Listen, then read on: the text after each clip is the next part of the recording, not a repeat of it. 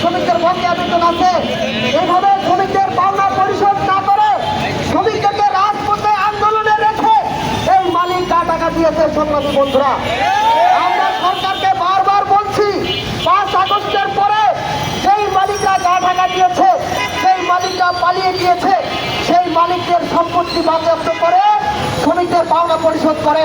আর বন্ধ কারখানাগুলো প্রশাসন নিয়োগ করে রাষ্ট্রের নিয়ন্ত্রণে এনে শ্রমিকদের কর্মসংস্থানগুলোকে চালু রাখে। কিন্তু সরকার আমাদের কথা শুনছে না। আমরা শুনেছি 6 জন উপদেষ্টা মিলে একটা সমপরিস্থিতি পর্যবেক্ষণ কমিটি গঠন করেছে। আমরা জানতে চাই, এই যে 6 জন উপদেষ্টা তারা কমিটি করলেন, এই শ্রমিকদের জন্য কি বার্তা আপনারা দিয়েছেন? সঠিক কোনো বার্তা আপনারা দিতে পারেন নাই। আপনারা মিটিংয়ের পর মিটিং করেন, সিদ্ধান্ত দেন, কিন্তু কোন মালিক এই আপনাদের 6 জন উপদেষ্টার সিদ্ধান্ত বাস্তবায়ন করে না। করেছে?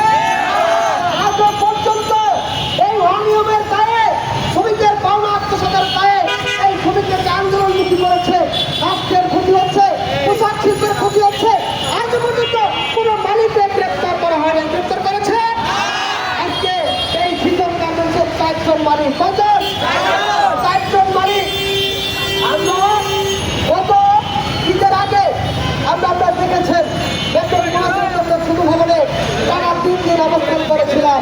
সরকার আমাদেরকে বললেন, আপনারা ঈদের আগে ঘরে ফিরে যান, দেশের আইন শৃঙ্খলা পরিস্থিতি ঠিক রাখেন, ঈদের পরে আপনাদের সমস্যার সমাধান করা হবে। এই ভূমিকা বেতন বোনাস না নিয়েই ঘরে ফিরেছে। ঈদের পরে বহুবার এই শুভভবনে মন্ত্রণালয়ে ধর্ণা দিয়েছে, কিন্তু কোন মন্ত্রণালয়ের লোকজন, শুভভবনের লোকজন এই শ্রমিকদের বেতন বোনাস পরিশোধের ব্যাপারে কোনো উদ্যোগ গ্রহণ করে নাই। আবারও শ্রমিকরা রাজপথে নেমে মালিককে আটকায় রেখে একটা মিটিংয়ের ব্যবস্থা করেছিলেন মন্ত্রণালয়ে।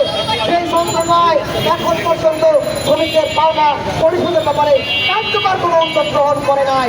শুধু মিটিংয়ের পরে মিটিং, সিদ্ধান্তর পরে সিদ্ধান্ত, কিন্তু শ্রমিকরা পাওনা আজ পর্যন্ত পায় নাই। শ্রমিকদের চাকরির সিদ্ধান্ত দেওয়া হয় নাই।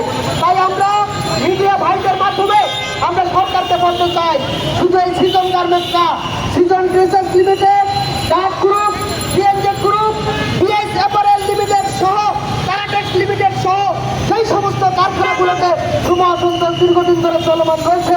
এই শ্রম অসন্তোষগুলো দ্রুত নিষ্পত্তি করতে হবে।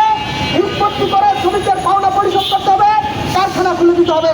আমাদের এই ব্যানারে অনেক সিনিয়র নেতৃবৃন্দ উপস্থিত হয়েছে। আপনারা জানেন, বাংলাদেশ পোশাক শ্রমিক ট্রেড ফেডারেশনের কেন্দ্রীয় কমিটির সংগ্রামী সভাপতি শ্রমিক নেতা তুহিন চৌধুরী আমাদের মাঝে উপস্থিত রয়েছে।